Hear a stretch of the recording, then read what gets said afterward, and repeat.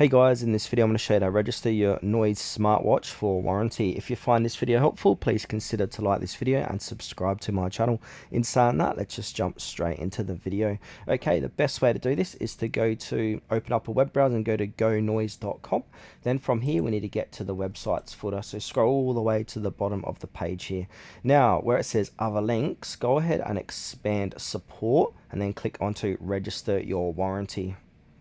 Now on this page, this is where we can register your products or your Noise products. So choose your country, so click on the little drop down menu, put in your full name, your email address, your mobile number. And now where did you buy it from? So go ahead and choose the correct location where you bought your product from. So that can be online or in a service center or offline or others. So yeah, just go ahead and choose the correct one, then select your product.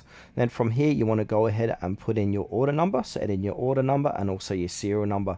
Now from here we want to go in and click on that blue register now button. Now once you've clicked on that blue button, that's going to successfully register your Noise smartwatch for warranty.